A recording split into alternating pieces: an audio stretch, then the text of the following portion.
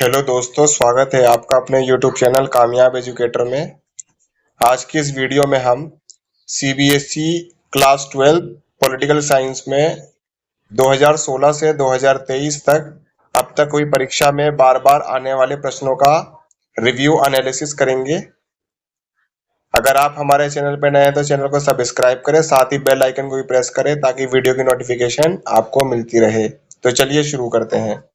तो दोस्तों, ये है हमारा CBSE क्लास 12 राजनीति विज्ञान में बार बार आने वाले प्रश्नों का रिव्यू एनालिसिस, जिनको तैयार करके आप परीक्षा में अच्छे स्कोर के साथ साथ परीक्षा को टॉप भी कर सकते हैं। अभी हमने पिछली ज्योग्राफी के बारे में एक वीडियो रिव्यू डाला था, जिसमें 5-5 नंबर के और 3-3 नंबर के जितने भी क्वेश्चन आए हुए थे सब इसी रिव्यू एनालिसिस से आए हुए थे। आप चाहे तो मिलाकर भी देख सकते हैं। तो शुरू करते हैं। हमारी पहली बुक है और पहला पार्ट है दुर्व्ययता का अंत। पहला क्वेश्चन है, सोवियत संघ में सोवियत व्यवस्था की किन्हीं 3 सकारात्मक और 3 नकारात्मक विशेषताओं को उजागर कीजिए। तो एनुअल एग्जाम 2016 और एनुअल एग्जाम 2020 में ये प्रश्न 2 बार आ चुका है और इसमें आपको सोवियत संघ की व्यवस्था के 3 सकारात्मक और 3 नकारात्मक विशेषताओं के बारे में बताना है। अगले प्रश्न को देखते हैं। विश्व का दूसरे नंबर का सर्वाधिक शक्तिशाली देश सोवियत संघ क्यों विघटित हुआ? कोई 6 कारण स्पष्ट कीजिए। तो एनुअल एग्जाम 2017, 2019 और 2020 के प्रश्न पत्र में ये 3 बार रिपीट हो चुका है और इसके फिर दोबारा से आने के चांसेस है। तो इसमें आपको सोवियत संघ के विघटन के कारण बताने हैं। अगले प्रश्न को देखते हैं। शॉक थेरेपी से क्या अभिप्राय है? शॉक थेरेपी के किन्हीं 4 परिणामों की व्याख्या कीजिए। तो एनुअल एग्जाम 2018 के पेपर में प्रश्न आया हुआ है और इसमें आपको शॉक थेरेपी का अर्थ बताते हुए उसके 4 परिणामों के बारे में बताना है।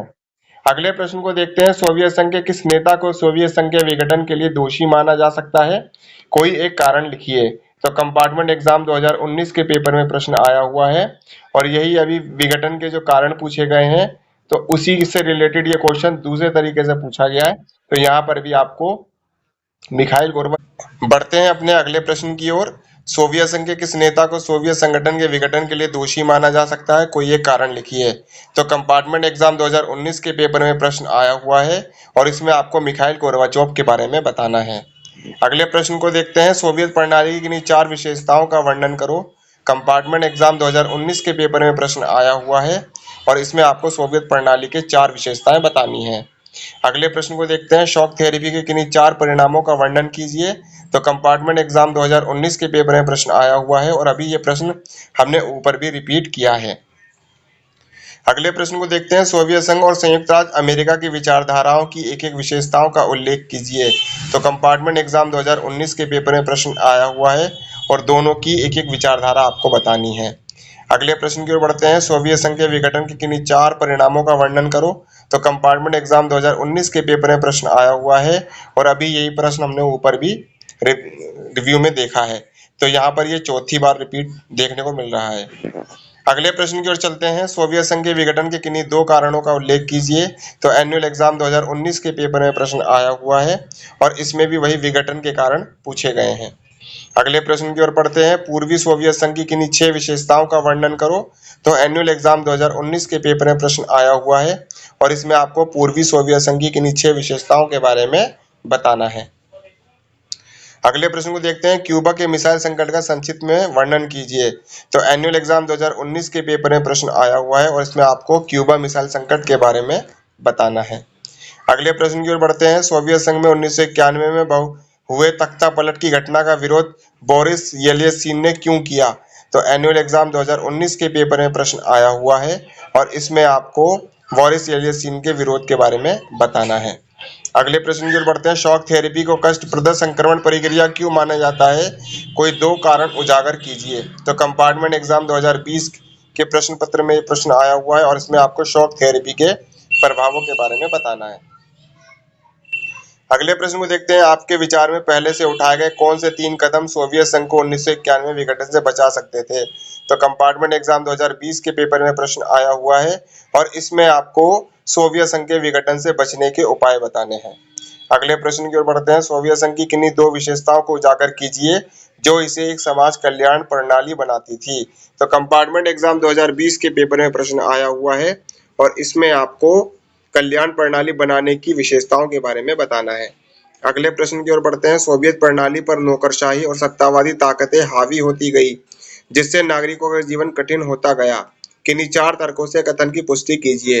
तो कंपार्टमेंट एग्जाम 2021 के पेपर में प्रश्न आया हुआ है और इसमें आपको सोवियत प्रणाली के नकारात्मक प्रभाव के बारे में बताना है। बढ़ते हैं अपने अगले प्रश्न की ओर। सोवियत संघ में सुधार लाने हेतु गोर्बाचोव द्वारा प्रारंभ किए गए सुधारों के किन्हीं तीन विपरीत प्रभावों का विश्लेषण कीजिए। तो कंपार्टमेंट एग्जाम 2023 के पेपर में प्रश्न आया हुआ है और इसमें आपको मिखाइल गोर्बाचोव द्वारा जो सुधार चलाए गए थे जिसमें ग्लासनोस्त और परिस्त्रोइका जैसे शब्दों का इस्तेमाल किया था उसके बारे में आपको इसमें बताना है। अगले प्रश्न की ओर बढ़ते हैं। सोवियत संघ के विघटन के किन्हीं तीन परिणामों का विश्लेषण कीजिए। तो कंपार्टमेंट एग्जाम 2023 के पेपर में प्रश्न आया हुआ है और इसमें आपको सोवियत संघ के विघटन के तीन परिणाम या प्रभाव बताने हैं। अगले प्रश्न की ओर बढ़ते हैं। सोवियत संघ के विघटन के लिए उत्तरदायी किन्हीं तीन कारणों का विश्लेषण कीजिए। तो एनुअल एग्जाम 2023 के पेपर में प्रश्न आया हुआ है और ये प्रश्न आपको छठी बार रिपीट देखने को मिल रहा है। अगले प्रश्न की ओर बढ़ते हैं। सोवियत संघ के विघटन के विश्व राजनीति के लिए अत्यंत गंभीर परिणाम निकले। तीन उदाहरणों की सहायता से कथन की पुष्टि कीजिए। तो एनुअल एग्जाम 2023 के पेपर में प्रश्न आया हुआ है और इसमें आपको सोवियत संघ के विघटन के प्रभाव या परिणाम बताने हैं। बढ़ते हैं अपने अगले चैप्टर की ओर, सत्ता के समकालीन केंद्र। पहला प्रश्न है, चीन की नई आर्थिक नीति ने किन चार तरीकों से चीन की अर्थव्यवस्था को लाभ पहुंचाया। तो एनुअल एग्जाम 2016 के पेपर में प्रश्न आया हुआ है और इसमें आपको चीन की अर्थव्यवस्था के बारे में बताना है।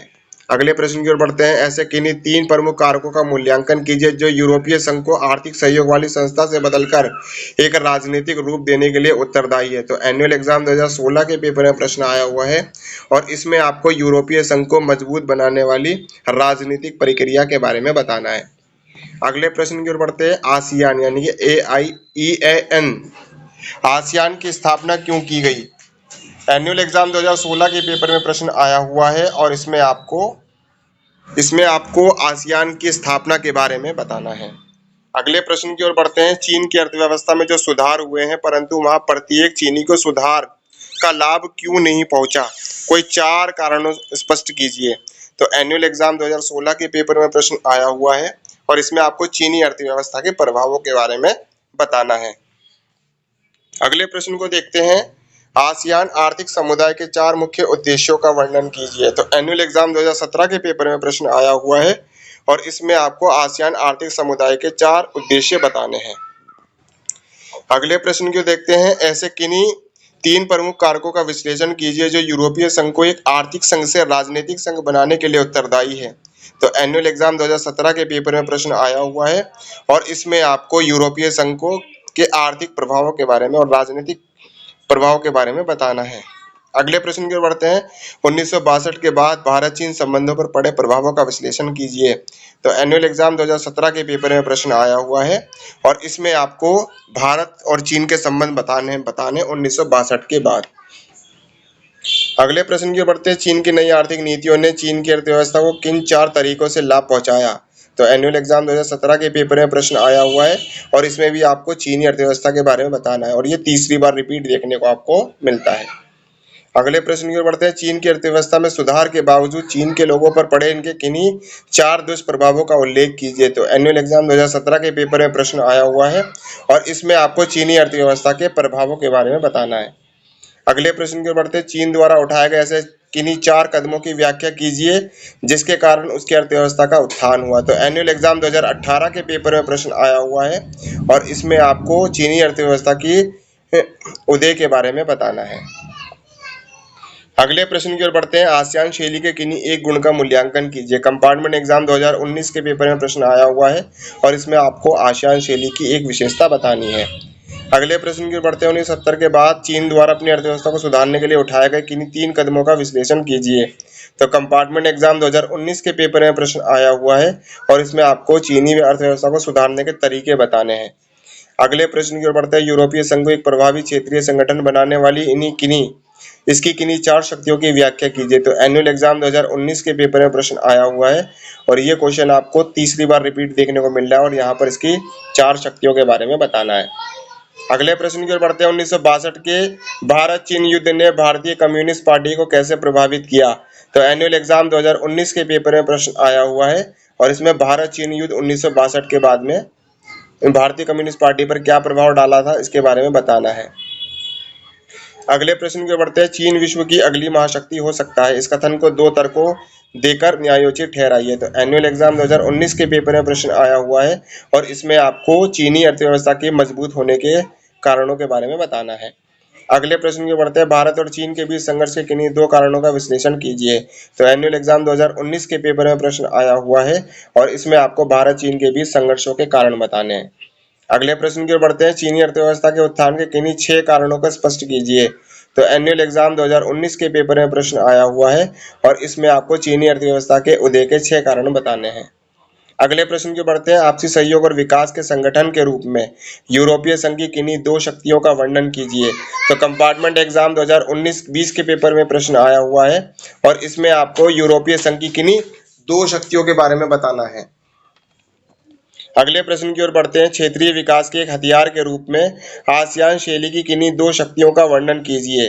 कंपार्टमेंट एग्जाम 2020 के पेपर में प्रश्न आया हुआ है और ये प्रश्न भी आपको दोबारा से दूसरी बार रिपीट देखने को मिल रहा है। तो इसमें आपको आसियान शैली की 2 विशेषताएं बतानी है। अगले प्रश्न की बढ़ते हैं। 1962 से पूर्व भारत और चीन के बीच विवाद की किन्हीं 2 मुद्दों का विश्लेषण कीजिए। कंपार्टमेंट एग्जाम 2020 के पेपर में प्रश्न आया हुआ है और इसमें आपको भारत और चीन के विवाद बताने हैं 1962 के बाद और ये प्रश्न चौथी बार रिपीट देखने को मिल रहा है। अगले प्रश्न को देखते हैं। 1962 के बाद भारत और चीन के संबंध में आए किन्हीं 4 महत्वपूर्ण बदलावों की व्याख्या कीजिए। कंपार्टमेंट एग्जाम 2021 के पेपर में प्रश्न आया हुआ है और इसमें आपको फिर दोबारा से वही भारत और चीन के संबंध बताने हैं, जो ये 5वीं बार रिपीट हो रहा है। अगले प्रश्न को देखते हैं। किन्हीं 4 उदाहरणों की सहायता दर्शाइए कि चीन के नेतृत्व ने चीनी अर्थव्यवस्था में सुधार के लिए अपनी नीतियों में परिवर्तन किए। कंपार्टमेंट एग्जाम 2021 के पेपर में प्रश्न आया हुआ है और इसमें आपको चीनी अर्थव्यवस्था में सुधार की नीतियों के बारे में बताना है। अगले प्रश्न को देखते हैं। यूरोपीय संघ के अति प्रभावी क्षेत्रीय संगठन होने के लिए उत्तरदायी किन्हीं 3 कारकों का विश्लेषण कीजिए।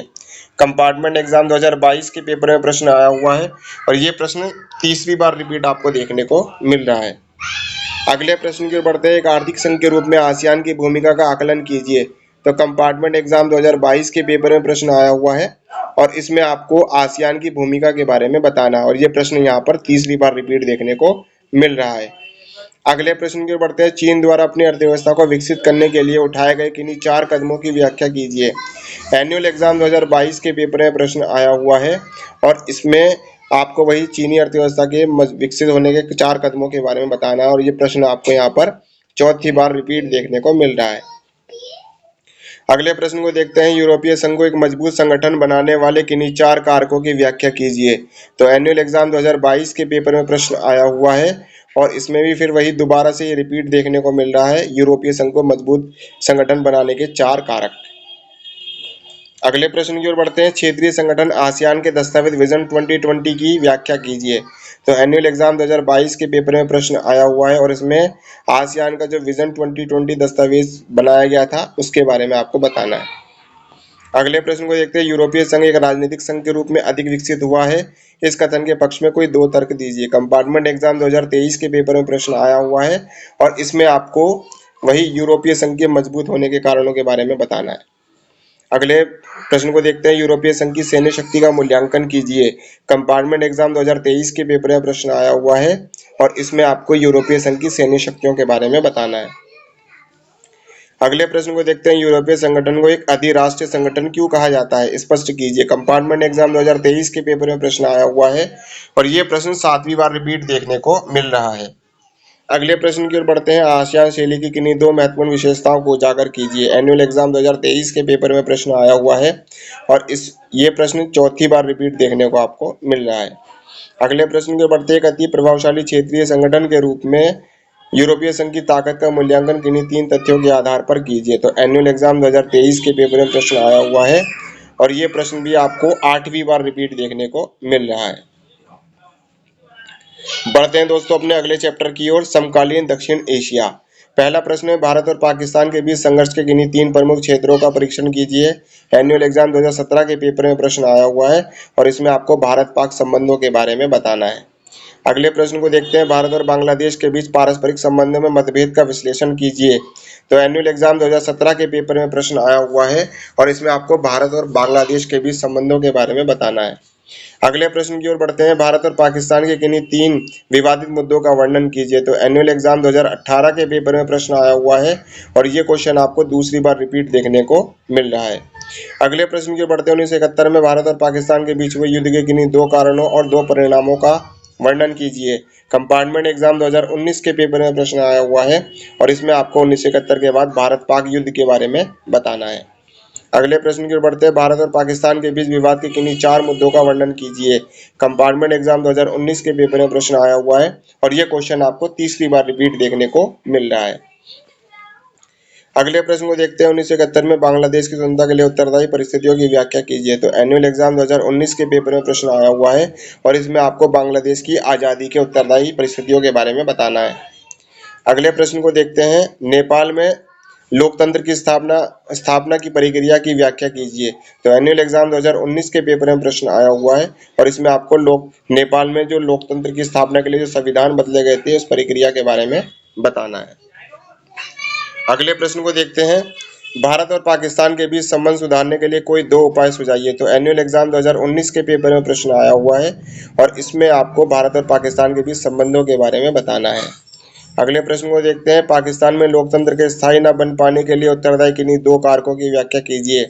तो एनुअल एग्जाम 2019 के पेपर में प्रश्न आया हुआ है और इसमें आपको पाकिस्तान में लोकतंत्र पूरी तरह से स्थायी तौर पर नहीं बन पाया तो उसके उत्तरदायी कारणों के बारे में बताना है। अगले प्रश्न को देखते हैं, बांग्लादेश के निर्माण के लिए उत्तरदायी परिस्थितियों की व्याख्या कीजिए।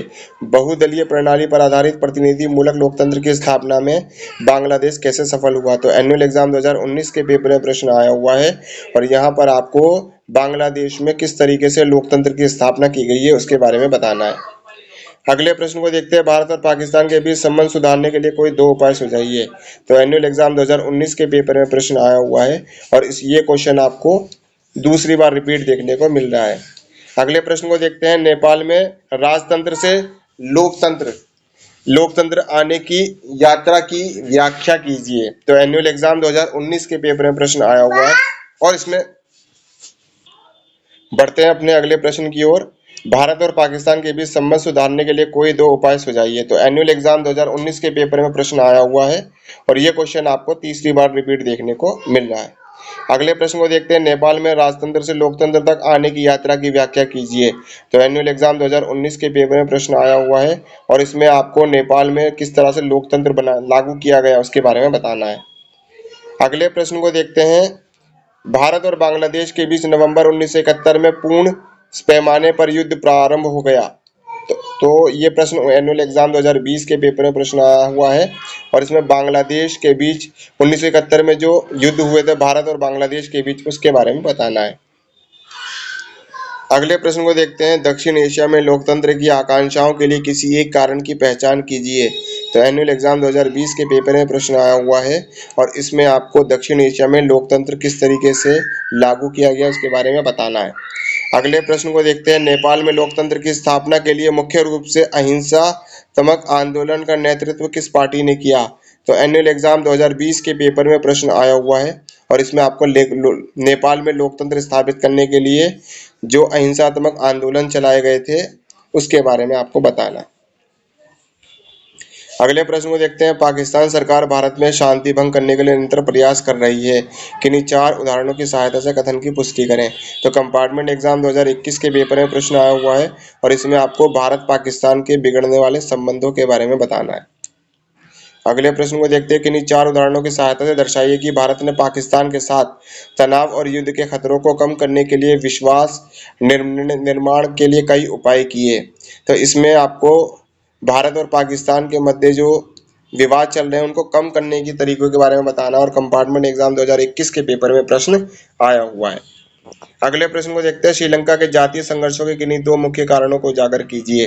कंपार्टमेंट एग्जाम 2022 के पेपर में प्रश्न आया हुआ है और इसमें आपको श्रीलंका में जो सिंगली और तमिल भारतीय तमिलों के बारे में जो मुद्दे चल रहे हैं उसके बारे में आपको बताना है। अगले प्रश्न को देखते हैं, भारत और मालदीव के बीच संबंधों की किन्हीं 2 विशेषताओं को स्पष्ट कीजिए। कंपार्टमेंट एग्जाम 2022 के पेपर में प्रश्न आया हुआ है और इसमें आपको भारत और मालदीव के संबंधों के बारे में बताना है। अगले प्रश्न को देखते हैं, नेपाल और भारत का एक बहुत ही खास रिश्ता है और साथ ही कुछ मुद्दों पर एक दूसरे के साथ टकराव भी। व्याख्या कीजिए। कंपार्टमेंट एग्जाम 2022 के पेपर में प्रश्न आया हुआ है, उसमें आपको भारत और नेपाल के संबंधों के बारे में बताना है। अगले प्रश्न को देखते हैं, पाकिस्तान के शासन में सेना के हस्तक्षेप को किन्हीं 2 उदाहरणों की सहायता से दर्शाइए। तो एनुअल एग्जाम 2022 के पेपर में प्रश्न आया हुआ है और पाकिस्तान में सैन्य शासन के उदाहरणों की सहायता से बताना है। अगले प्रश्न को देखते हैं, श्रीलंका में जातीय संघर्षों के किन्हीं 2 कारणों को उजागर कीजिए। एनुअल एग्जाम 2022 के पेपर में प्रश्न आया हुआ है और ये प्रश्न आपको दूसरी बार रिपीट देखने को मिल रहा है। बढ़ते हैं अगले प्रश्न की ओर, दक्षिण एशिया में शामिल किए जाने वाले किन्हीं 4 देशों के नाम लिखिए। तो एनुअल एग्जाम 2022 के प्रश्न पत्र में प्रश्न आया हुआ है और इसमें आपको दक्षिण एशिया के 4 देशों के नाम लिखने हैं।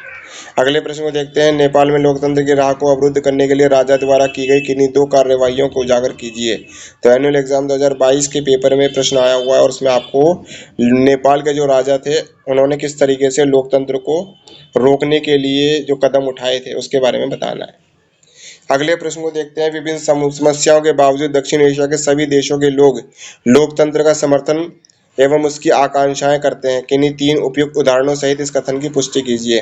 तो एनुअल एग्जाम 2023 के पेपर में प्रश्न आया हुआ है और इसमें आपको दक्षिण एशिया में किस तरह से लोकतंत्र की लोग समर्थन करने लगे थे उसके बारे में आपको बताना है। अगले प्रश्न को देखते हैं, भारत और पाकिस्तान के बीच संबंध सुधारने के लिए 2 उपाय सुझाइए। तो एनुअल एग्जाम 2023 के पेपर में प्रश्न आया हुआ है और यह क्वेश्चन 5वीं बार रिपीट देखने को मिल रहा है। अगले प्रश्न को देखते हैं, भारत और बांग्लादेश के बीच सहयोग के किन्हीं 2 क्षेत्रों को स्पष्ट कीजिए। तो एनुअल एग्जाम 2023 के पेपर में प्रश्न आया हुआ है और यह क्वेश्चन आपको 3री बार रिपीट देखने को मिल रहा है। अगले प्रश्न को देखते हैं, श्रीलंका के जातीय संघर्ष और अर्थव्यवस्था पर इसके प्रभाव का विश्लेषण कीजिए। एनुअल एग्जाम 2023 के पेपर में प्रश्न आया हुआ है और ये प्रश्न आपको 3री बार रिपीट देखने को मिल रहा है। अगले प्रश्न की ओर बढ़ते, एक नए शक्ति केंद्र के रूप में जापान की ताकत का मूल्यांकन कीजिए। तो एनुअल एग्जाम 2023 के पेपर में प्रश्न आया हुआ है और इसमें आपको जापान की उभरती हुई शक्ति के बारे में बताना है। बढ़ते हैं अपने अगले चैप्टर की ओर, अंतरराष्ट्रीय संगठन। पहला प्रश्न है, एमनेस्टी इंटरनेशनल क्या है, इसके मुख्य कार्य लिखिए। तो एनुअल एग्जाम 2016 के पेपर में प्रश्न आया हुआ है और इसमें आपको एमनेस्टी इंटरनेशनल के कार्यों के बारे में बताना है। अगले प्रश्न की ओर बढ़ते हैं, संयुक्त राष्ट्र संबंधी ऐसे 2 बुनियादी सुधारों का वर्णन कीजिए जिन पर लगभग सभी सहमत हैं कि शीत युद्ध के बाद इनका होना अनिवार्य है। तो एनुअल एग्जाम 2016 के पेपर में प्रश्न आया हुआ है और इसमें आपको संयुक्त राष्ट्र संबंध द्वारा जो सुधार बुनियादी सुधारों की बात की गई है उसके बारे में आपको बताना है। अगले प्रश्न की ओर बढ़ते हैं, संयुक्त राष्ट्र सुरक्षा परिषद में भारत की स्थायी सदस्यता के प्रश्न पर कई देशों को ऐतराज क्यों है, स्पष्ट कीजिए। तो एनुअल एग्जाम 2016 के पेपर में प्रश्न आया हुआ है और इसमें आपको संयुक्त राष्ट्र संघ परिषद सुरक्षा परिषद में जो स्थायी सदस्य वीटो पावर का इस्तेमाल करते हैं उसके बारे में बताना है। अगले प्रश्न को देखते हैं, वीटो शक्ति से क्या अभिप्राय है, ये विशेष अधिकार संयुक्त राष्ट्र सुरक्षा परिषद के किस सदस्यों को प्राप्त है और क्यों। तो एनुअल एग्जाम 2017 के पेपर में ये प्रश्न आया हुआ है और इसमें आपको वीटो पावर का इस्तेमाल और वीटो पावर का अर्थ ये दोनों चीजें बतानी है। अगले प्रश्न को देखते हैं, 1992 में संयुक्त राष्ट्र महासभा द्वारा पारित एक प्रस्ताव में परिलक्षित संयुक्त सुरक्षा परिषद से संबंधित 3 मुख्य शिकायतों का वर्णन कीजिए। तो एनुअल एग्जाम 2017 के पेपर में प्रश्न आया हुआ है और इसमें आपको संयुक्त राष्ट्र सुरक्षा परिषद की शिकायतों के बारे में बताना है। अगले प्रश्न को देखते हैं, संयुक्त राष्ट्र सुरक्षा परिषद में भारत के स्थायी सदस्य के रूप में प्रविष्ट को कुछ देश क्यों चुनौती देते थे, स्पष्ट कीजिए। तो एनुअल एग्जाम 2017 के पेपर में प्रश्न आया हुआ है और इसमें आपको सुरक्षा परिषद में भारत के स्थायी सदस्य बनने के रूप में जो चुनौती दी जाती है उसके बारे में आपको बताना है। अगले प्रश्न को देखते हैं, संयुक्त राष्ट्र सुरक्षा परिषद के नए स्थायी सदस्य बनने वालों के लिए प्रस्तावित 3 नए मानदंडों का वर्णन कीजिए। तो एनुअल एग्जाम 2017 के पेपर में प्रश्न आया हुआ है और इसमें आपको संयुक्त राष्ट्र सुरक्षा परिषद के जो नए सदस्य बनते हैं तो उनके मानदंडों के बारे में बताना है। अगले प्रश्न को देखते हैं, ऐसे कोई 4 बढ़ते हैं अपने अगले प्रश्न की ओर, ऐसे कोई 4 कारक उजागर कीजिए जो संयुक्त राष्ट्र सुरक्षा परिषद में भारत की स्थायी सदस्यता के दावे को उचित ठहराते हैं। तो एनुअल एग्जाम 2018 के पेपर में प्रश्न आया हुआ है और इसमें आपको भारत का सुरक्षा परिषद के स्थायी सदस्य बनने के जो दावे किए गए हैं उसके बारे में बताना है। अगले प्रश्न को देखते हैं। संयुक्त राष्ट्र सुरक्षा परिषद के नए स्थायी और अस्थायी सदस्यों के लिए मानदंड के रूप में प्रस्तावित 6 सुधारों का परीक्षण कीजिए। तो एनुअल एग्जाम 2018 के पेपर में प्रश्न आया हुआ है और इसमें स्थायी और अस्थायी सदस्य बनने के लिए जो मानदंड दिए गए हैं उसके बारे में बताना है। अगले प्रश्न को देखते हैं। संयुक्त राष्ट्र सुरक्षा परिषद के नए स्थायी और अस्थायी सदस्यों के लिए मानदंड के रूप में प्रस्तावित 6 सुधारों का परीक्षण कीजिए। तो एनुअल एग्जाम 2018 के पेपर में ये प्रश्न आया हुआ है और इसमें आपको वही स्थायी और अस्थायी सदस्यों के लिए जो मानदंड दिए गए सुधारों के बारे में बताना है। अगले प्रश्न को देखते हैं। सुरक्षा परिषद के नए स्थायी सदस्यों के लिए प्रस्तावित किए गए मानदंडों का मूल्यांकन कीजिए। कंपार्टमेंट एग्जाम 2019 के पेपर में प्रश्न आया हुआ है और इसमें आपको वही मानदंड के बारे में बताना है जो दूसरी बार रिपीट देखने को मिल रहा है। अगले प्रश्न को देखते हैं। मानव अधिकारों की रक्षा के लिए अभियान चलाने वाले किसी एक अंतर्राष्ट्रीय संस्था का नाम लिखिए। तो एनुअल एग्जाम 2019 के पेपर में प्रश्न आया हुआ है और इसमें आपको मानव अधिकार की रक्षा करने वाली अंतर्राष्ट्रीय संस्था का नाम बताना है। अगले प्रश्न को देखते हैं। एक सर्वाधिक महत्वपूर्ण अंतर्राष्ट्रीय संगठन के रूप में संयुक्त राष्ट्र की भूमिका का आकलन कीजिए। तो एनुअल एग्जाम 2019 के पेपर में प्रश्न आया हुआ है और इसमें आपको संयुक्त राष्ट्र संघ की भूमिका के बारे में बताना है। अगले प्रश्न को देखते हैं। गत वर्षों में संयुक्त राष्ट्र सुरक्षा परिषद के नए स्थायी और अस्थायी सदस्यों के लिए प्रस्तावित किन्हीं 4 मानदंडों का वर्णन कीजिए। तो एनुअल एग्जाम 2019 के पेपर में प्रश्न आया हुआ है और ये प्रश्न चौथी बार रिपीट देखने को मिल रहा है। अगले प्रश्न को देखते हैं। संयुक्त राष्ट्र सुरक्षा परिषद के नए स्थायी सदस्यों के लिए प्रस्तावित किन्हीं 4 मानदंडों का उल्लेख कीजिए। कंपार्टमेंट एग्जाम 2021 के पेपर में प्रश्न आया हुआ है और ये प्रश्न 5वीं बार रिपीट देखने को मिल रहा है। अगले प्रश्न की ओर बढ़ते हैं। संयुक्त राष्ट्र संघ के किन्हीं 4 प्रमुख अंगों का उल्लेख कीजिए और उनमें से किसी एक की संरचना का वर्णन कीजिए। तो कंपार्टमेंट एग्जाम 2023 के पेपर में प्रश्न आया हुआ है और इसमें आपको संयुक्त राष्ट्र संघ की किन्हीं 4 प्रमुख अंगों के बारे में और उनकी रचना के बारे में बताना है। अगले प्रश्न को देखते हैं। यूनेस्को का विस्तृत रूप लिखिए। इसके किन्हीं 2 कार्यों का उल्लेख कीजिए। कंपार्टमेंट एग्जाम 2023 के पेपर में प्रश्न आया हुआ है और इसमें आपको यूनेस्को की फुल फॉर्म और उसके कार्यों के बारे में बताना है। अगले प्रश्न की ओर बढ़ते हैं। यूनिसेफ का विस्तृत रूप लिखिए। इनमें किन्हीं 2 कार्यों का उल्लेख कीजिए। कंपार्टमेंट और एनुअल एग्जाम 2023 के पेपर में प्रश्न आया हुआ है और इसमें आपको यूनिसेफ का फुल फॉर्म और उसके कार्यों के बारे में बताना है। तो दोस्तों बढ़ते हैं अपने अगले चैप्टर की ओर। चैप्टर नंबर 5 समकालीन विश्व में सुरक्षा। पहला प्रश्न है। बाहरी सुरक्षा की पारंपरिक धारणा से क्या अभिप्राय है? किस प्रकार की सुरक्षा के किन्हीं 2 तत्वों का वर्णन करो। तो एनुअल एग्जाम 2016 के पेपर में प्रश्न आया हुआ है और इसमें आपको बाहरी सुरक्षा की पारंपरिक धारणा के बारे में बताना है और उसके तत्वों के बारे में बताना है। अगले प्रश्न को देखते हैं। पारंपरिक सुरक्षा नीति के एक तत्व के रूप में शक्ति संतुलन की व्याख्या कीजिए। कोई राज्य ये संतुलन कैसे स्थापित कर सकता है? तो एनुअल एग्जाम 2016 के पेपर में प्रश्न आया हुआ है और इसमें आपको पारंपरिक सुरक्षा के शक्ति संतुलन की व्याख्या के बारे में बताना है।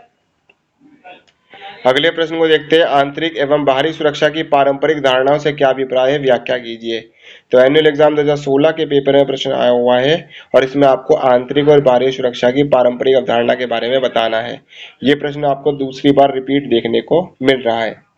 अगले प्रश्न की ओर बढ़ते हैं। पारंपरिक सुरक्षा नीति के एक तत्व के रूप में गठबंधन बनाने से क्या अभिप्राय है? तो इससे होने वाले लाभ लिखिए। तो एनुअल एग्जाम 2017 के पेपर में प्रश्न आया हुआ है और इसमें आपको पारंपरिक सुरक्षा नीति के गठबंधन बनाने के लाभों के बारे में बताना है। अगले प्रश्न की बढ़ते हैं। मानव सुरक्षा तथा वैश्विक सुरक्षा के विभिन्न आयामों का वर्णन कीजिए।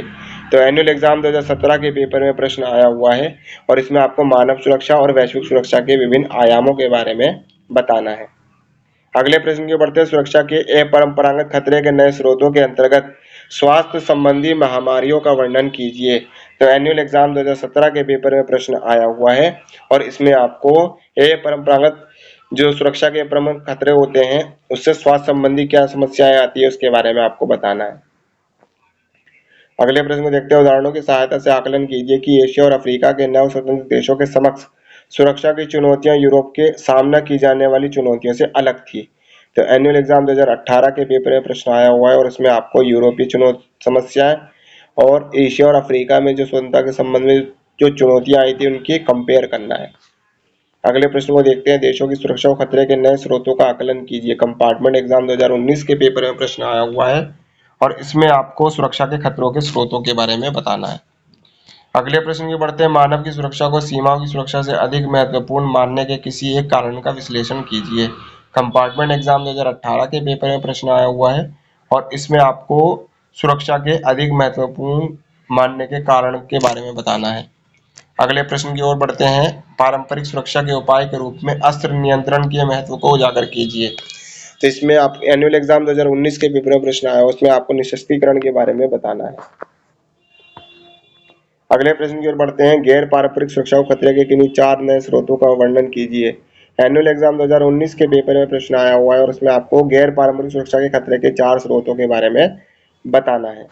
अगले प्रश्न की ओर बढ़ते हैं, बाहरी सुरक्षा की पारंपरिक अवधारणा के एक तत्व के रूप में शक्ति संतुलन बनाए रखने के लिए सबसे बढ़िया तरीका क्या है? तो एनुअल एग्जाम 2020 के पेपर में प्रश्न आया हुआ है और इसमें बैलेंसिंग पावर बनाने के लिए जो तरीके हैं उसके बारे में आपको बताना है। अगले प्रश्न की ओर बढ़ते हैं, सुरक्षा के लिए नए खतरे के रूप में आतंकवाद की व्याख्या कीजिए। एनुअल एग्जाम 2023 के पेपर में प्रश्न आया हुआ है और इसमें आपको आतंकवाद के बारे में बताना है। अगले चैप्टर की ओर बढ़ते हैं, पर्यावरण और प्राकृतिक संसाधन। पहला प्रश्न है, वैश्विक संपदा से क्या अभिप्राय है? ऐसा क्यों कहा जाता है कि वैश्विक संपदा की सुरक्षा के सवाल पर अंतर्राष्ट्रीय सहयोग आसान नहीं है? एनुअल एग्जाम 2016 के पेपर में प्रश्न आया हुआ है और इसमें आपको वैश्विक संपदा के बारे में बताना है। अगले प्रश्न की ओर बढ़ते हैं, साझी संपदा के अंतर्गत आने वाले किन्हीं 4 हिस्सों और क्षेत्रों को सूचीबद्ध कीजिए। तो एनुअल एग्जाम 2018 के पेपर में प्रश्न आया हुआ है और इसमें आपको साझी संपदा के विभिन्न क्षेत्र और भागों के बारे में बताना है। अगले प्रश्न को देखते हैं, मूलवासी लोग का अर्थ स्पष्ट कीजिए। कंपार्टमेंट एग्जाम 2019 के पेपर में प्रश्न आया हुआ और उसमें आपको मूलवासी लोगों के बारे में बताना है। अगले प्रश्न की ओर बढ़ते हैं, तीसरी दुनिया के देशों में हुए वन आंदोलनों के परिणाम का मूल्यांकन कीजिए।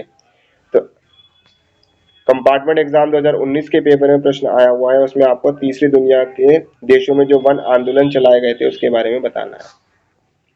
अगले प्रश्न की ओर बढ़ते हैं, वैश्विक राजनीति का मुद्दा बनने वाली पर्यावरण संबंधी किन्हीं 4 चिंताओं की व्याख्या कीजिए। तो एनुअल एग्जाम 2019 के पेपर में प्रश्न आया हुआ है और इसमें आपको पर्यावरण संबंधी चिंताओं के बारे में बताना है वैश्विक स्तर पर।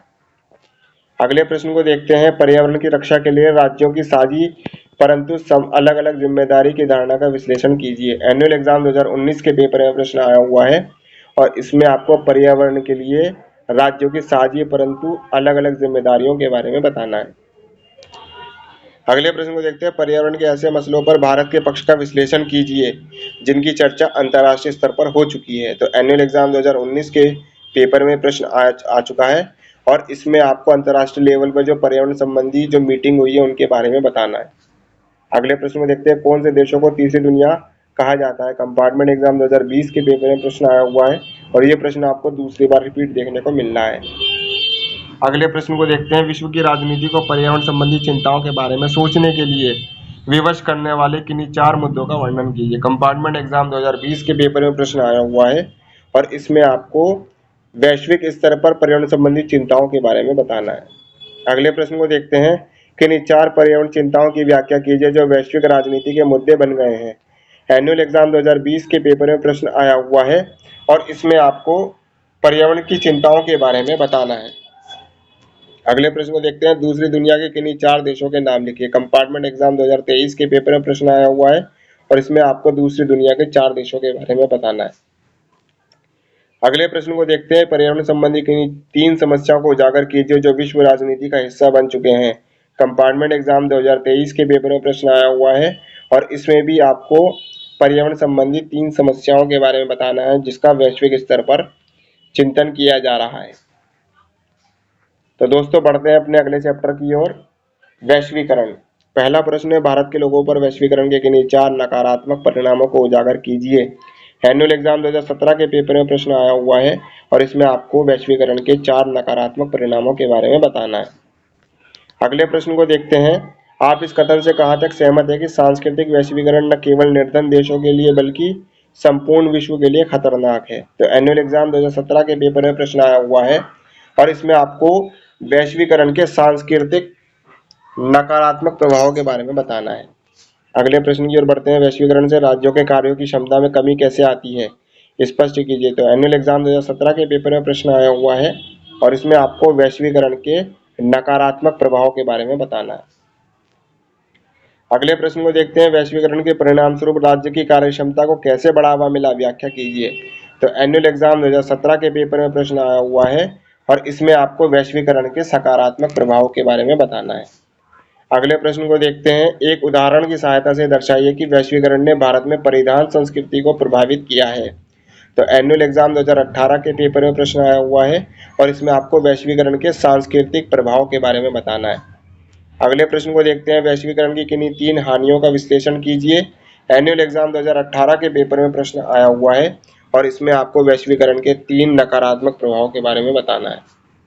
अगले प्रश्न की ओर बढ़ते हैं। वैश्वीकरण के कारण अपने द्वारा अनुभव किए गए किन्हीं 3 परिवर्तनों का उजागर कीजिए। तो कंपार्टमेंट एग्जाम 2019 के पेपर में प्रश्न आया हुआ है और इसमें आपको हाल फिलहाल के उदाहरण देते हुए वैश्वीकरण के सकारात्मक प्रभाव के बारे में बताना है। अगले प्रश्न को देखते हैं। भारत पर वैश्वीकरण के राजनीतिक, आर्थिक और सांस्कृतिक प्रभाव का आकलन कीजिए। एनुअल एग्जाम 2019 के पेपर में प्रश्न आया हुआ है और इसमें आपको वैश्वीकरण के राजनीतिक, आर्थिक और सांस्कृतिक प्रभाव के बारे में बताना है। अगले प्रश्न को देखते हैं। आर्थिक वैश्वीकरण के समर्थकों द्वारा दिए गए किन्हीं 2 तर्कों की व्याख्या कीजिए। एनुअल एग्जाम 2019 के पेपर में प्रश्न आया हुआ है और इसमें आपको वैश्वीकरण के आर्थिक स्तर पर प्रभाव के बारे में बताना है। अगले प्रश्न को देखते हैं। वैश्वीकरण के सांस्कृतिक प्रभाव का मूल्यांकन कीजिए। एनुअल एग्जाम 2019 और कंपार्टमेंट एग्जाम 2023 के पेपर में प्रश्न 2 बार रिपीट हुआ है और इसमें आपको वैश्वीकरण के सांस्कृतिक प्रभाव के बारे में बताना है। अगले प्रश्न को देखते हैं। राजनीतिक वैश्वीकरण के समर्थकों द्वारा दिए गए किन्हीं 2 तर्कों को स्पष्ट कीजिए। एनुअल एग्जाम 2019 के पेपर में प्रश्न आया हुआ है और इसमें आपको वैश्वीकरण के राजनीतिक स्तर पर 2 प्रभाव के बारे में बताना है। अगले प्रश्न की ओर बढ़ते हैं। भारत पर वैश्वीकरण के हुए किन्हीं 4 प्रभावों का वर्णन कीजिए।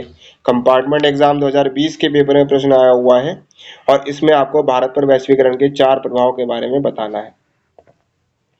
अगले प्रश्न को देखते हैं। भारत में वैश्वीकरण का विरोध किस सांस्कृतिक प्रभाव के कारण हुआ, कोई एक उदाहरण दीजिए। एनुअल एग्जाम 2020 के पेपर में प्रश्न आया हुआ है और इसमें आपको वैश्वीकरण के सांस्कृतिक प्रभाव के बारे में बताना है। अगले प्रश्न को देखते हैं। किसी देश की संस्कृति पर वैश्वीकरण के किन्हीं 4 प्रभाव की व्याख्या कीजिए। तो एनुअल एग्जाम 2020 के पेपर में प्रश्न आया हुआ है और ये प्रश्न 5वीं बार रिपीट देखने को आपको मिल रहा है। अगले प्रश्न की ओर बढ़ते हैं। आर्थिक वैश्वीकरण की कोई एक सकारात्मक परिणाम लिखिए। एनुअल एग्जाम 2020 के पेपर में प्रश्न आया हुआ है और इसमें आपको आर्थिक स्तर पर वैश्वीकरण के प्रभाव के बारे में बताना है।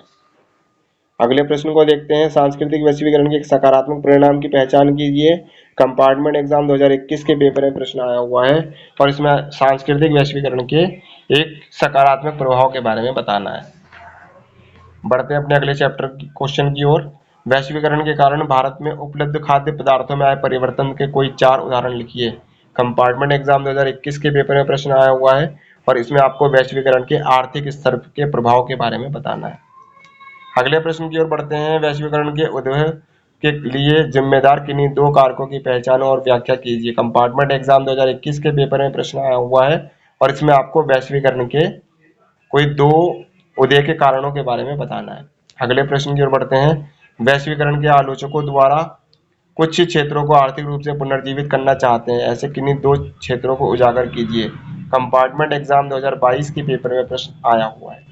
अगले प्रश्न को देखते हैं। वैश्वीकरण के किन्हीं 2 राजनीतिक परिणामों का उजागर कीजिए। कंपार्टमेंट एग्जाम 2022 और 23 में ये 2 बार क्वेश्चन रिपीट हुआ है और ऊपर भी ये 3 बार रिपीट हो चुका है। कुल मिला के ये 5वीं बार रिपीट हो गया है। अगले प्रश्न को देखते हैं। कोई 2 तर्क देकर दर्शाइए कि वैश्वीकरण का विचार भारत के लिए नया नहीं है। कंपार्टमेंट एग्जाम 2022 के पेपर में प्रश्न आया हुआ है और इसमें आपको वैश्वीकरण के भारत के संदर्भ में प्रभाव के बारे में बताना है। अगले प्रश्न को देखते हैं। वैश्वीकरण के किन्हीं 2 कारणों का विश्लेषण कीजिए। एनुअल एग्जाम 2022 के पेपर में प्रश्न आया हुआ है और इसमें वैश्वीकरण के 2 उत्तरदायी कारणों के बारे में बताना है। अगले प्रश्न की ओर बढ़ते हैं। वैश्वीकरण के किन्हीं 2 आर्थिक परिणामों की व्याख्या कीजिए। एनुअल एग्जाम 2022 के पेपर में प्रश्न आया हुआ है और इसमें आपको आर्थिक स्तर पर वैश्वीकरण के परिणामों के बारे में बताना है और ये प्रश्न भी 5वीं बार रिपीट देखने को मिल रहा है। अगले प्रश्न को देखते हैं। भारत में वैश्वीकरण के विरोध के लिए उत्तरदायी किन्हीं 2 कारणों का विश्लेषण कीजिए। तो एनुअल एग्जाम 2022 और कंपार्टमेंट एग्जाम 2023 के पेपर में प्रश्न आया हुआ है और ये क्वेश्चन 2 बार आ चुका है और इसमें वैश्वीकरण के भारत द्वारा विरोध किए जाने के कारणों के बारे में बताना है। अगले प्रश्न की ओर बढ़ते हैं। वैश्वीकरण की किन्हीं 2 हानियों का विश्लेषण कीजिए। तो एनुअल एग्जाम 2022 के पेपर में प्रश्न आया हुआ है और इसमें आपको वैश्वीकरण की 2 हानियों के बारे में बताना है। अगले प्रश्न की ओर बढ़ते हैं। वैश्वीकरण की किन्हीं 3 राजनीतिक परिणामों को उजागर कीजिए। कंपार्टमेंट एग्जाम 2023 के पेपर में प्रश्न आया हुआ है और ये 6ठी बार क्वेश्चन रिपीट आपको देखने को मिल रहा है। बढ़ते हैं अपने अगले क्वेश्चन की ओर। अपने दैनिक जीवन पर वैश्वीकरण के हुए किन्हीं 2 प्रभावों का विश्लेषण कीजिए। तो एनुअल एग्जाम 2023 के पेपर में प्रश्न आया हुआ है और इसमें आपको हाल फिलहाल में जो वैश्वीकरण के प्रभाव पड़ रहे हैं उसके बारे में आपको बताना है। अगले प्रश्न की ओर बढ़ते हैं। आपके शहर के बाजारों पर वैश्वीकरण के हुए किन्हीं 2 प्रभावों का विश्लेषण कीजिए। तो एनुअल एग्जाम 2023 के पेपर में प्रश्न आया हुआ है और इसमें आपको आर्थिक स्तर पर वैश्वीकरण के प्रभावों के बारे में बताना है, जो यहाँ पर 6ठी बार रिपीट हुआ है। तो दोस्तों यही सब इसमें रिपीट क्वेश्चन आपको देखने को मिल रहे हैं।